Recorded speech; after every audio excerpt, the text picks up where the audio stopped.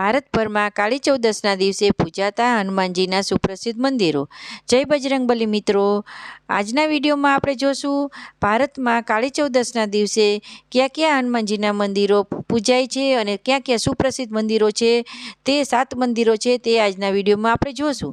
તે કયા 7 મંદિરો છે તે જાણવા માટે તમે અમારી ચેનલ સાથે જોડાયેલા રહેજો અને કમેન્ટમાં જય બજરંગબલી લખજો અને વિડીયો પસંદ આવે તો તમારા ફ્રેન્ડ સર્કલ અને પરિવારજનો સાથે જરૂરથી શેર કરજો। તો આવા જ વિડીયો જોવા માટે અમારી ચેનલને સબસ્ક્રાઈબ તમે જરૂર કરજો। તો હવે આપણે આજનો વિડીયો શરૂ કરીએ। તો મિત્રો, ભારતભરમાં હનુમાનજીના 18 મંદિરો આવેલા છે। આ તમામ મંદિરો પૈકી કેટલાક મંદિરો અલગ મહાત્મ્ય ધરાવે છે। આ મંદિરોમાં મંગળવારે અને શનિવારે તો ભક્તજનોની ભીડ જોવા મળે છે, પરંતુ ખાસ કરીને કાળી ચૌદસમાં અહીં વહેલી સવારથી જ શ્રદ્ધાળુઓની ભારે ભીડ જોવા મળે છે। તો તેમાંથી પહેલું મંદિર છે પંચમુખ આંજનેય મંદિર, તામિલનાડુના કુમ્નોર નામની જગ્યાએ શ્રી પંચમુખી આંજનેય સ્વામીજી ભગવાન શ્રી હનુમાનના પ્રસિદ્ધ મઠ આવેલા છે। અહીં ભગવાન હનુમાનજી પંચમુખ સ્વરૂપ પૂજવામાં આવે છે। એક પૌરાણિક માન્યતા પ્રમાણે ભગવાન હનુમાનજીએ અહીં રાવણ અને મહિરાવણ વધ કરવા માટે પંચમુખ સ્વરૂપ ધારણ કર્યું હતું। આ મંદિરના દર્શન માત્રથી ભક્તોના તમામ દુઃખ અને દર્દ દૂર થાય છે।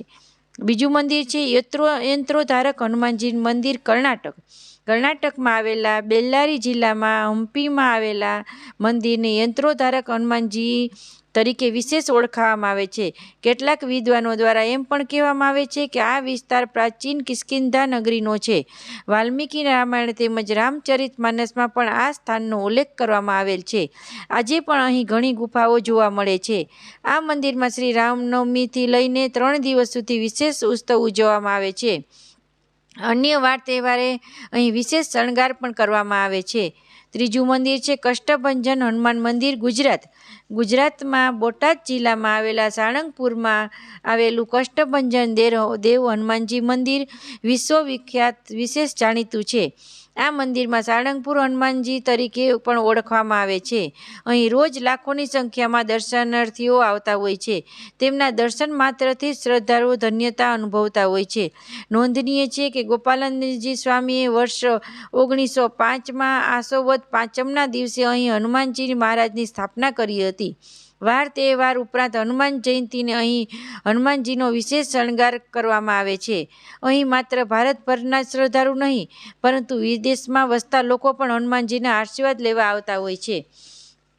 ચોથું મંદિર છે શ્રી સંકટ મોચન હનુમાનજી મંદિર, ઉત્તર પ્રદેશના વારાણસી શહેરમાં આવેલા મંદિર ભારતભરમાં પ્રસિદ્ધ છે। આ જગ્યામાં વાતાવરણ ખૂબ જ શાંત હોય છે। અહીં ઉપાસકો તેમજ સાધના માટે મોટી સંખ્યાઓ છે। મંદિરમાં પ્રાંગણમાં જ ભગવાન હનુમાનજીની દિવ્ય પ્રતિમા જોવા મળે છે। હનુમાનજી મંદિરની નજીક ભગવાન શ્રી નૃસિંહનું મંદિર પણ આવેલું છે। હનુમાનજીના આ મંદિર વિશે એવી માન્યતા છે કે અહીં મૂર્તિ છે તે ગોસ્વામી તુલસીદાસના તપ અને પુણ્યથી પ્રગટ થઈ હતી। પાંચમું મંદિર છે ડુલિયા મારુતિ, મહારાષ્ટ્રના પૂનામાં મારુતિનું ભવ્ય મંદિર આવેલું છે। આ મંદિર 350 વર્ષ કરતાં પણ જૂનું માનવામાં આવે છે। પથ્થરમાંથી બનાવેલું આ મંદિર ખૂબ જ આકર્ષક છે। મૂળ રૂપથી ડુલિયા મારુતિની મૂર્તિ કાળા રંગના પથ્થરમાંથી બનાવવામાં આવી છે। ભગવાન હનુમાનજીની મૂર્તિ પાસે ભગવાન ગણેશજીની મૂર્તિ પણ સ્થાપિત કરવામાં આવી છે। મંગળવાર, શનિવાર અને તહેવારોના દિવસે અહીં શ્રદ્ધાળુઓના દર્શનાર્થીઓ આવતા હોય છે। છઠ્ઠું મંદિર છે પ્રાચીન હનુમાન મંદિર, નવી દિલ્હીની કનોટ પ્લેસમાં આવેલું આ મંદિર ખૂબ જ પ્રાચીન માનવામાં આવે છે। આ મંદિર મહાભારતના સમયનું હોવાનું પણ માનવામાં આવે છે। અહીં ઉપસ્થિત હનુમાનજી સ્વયંભૂ છે। બાલચંદ્ર અંકિત શિખરવાળું આ મંદિર આસ્થાનું મુખ્ય કેન્દ્ર માનવામાં આવે છે। નોંધનીય છે કે દિલ્હીનું ઐતિહાસિક નામ ઇન્દ્રપ્રસ્થ હતું, જે યમુના નદીના તટ પર પાંડવો દ્વારા મહાભારત કાળના વસાવવામાં આવ્યું હતું। હાલમાં અહીં વાર તહેવારે ભક્તોની ભીડ જોવા મળે છે। 7મું મંદિર છે હનુમાન મંદિર, દાંડી મંદિર, ગુજરાતના બેટ દ્વારકામાં આવેલું આ હનુમાન દાંડી મંદિર ચમત્કારિકમાં તે ખૂબ જાણીતું બન્યું છે. હનુમાનજીના પુત્ર સાથેનું આ મંદિર ભારતભરમાં વિખ્યાત છે. પહેલાં અહીં મકરધ્વજ હનુમાનજીના પુત્રની મૂર્તિ નાની હતી, પરંતુ તે મૂર્તિ અને સાથે આવેલા હનુમાનજીની મૂર્તિ એક સમાન મોટી થઈ હતી.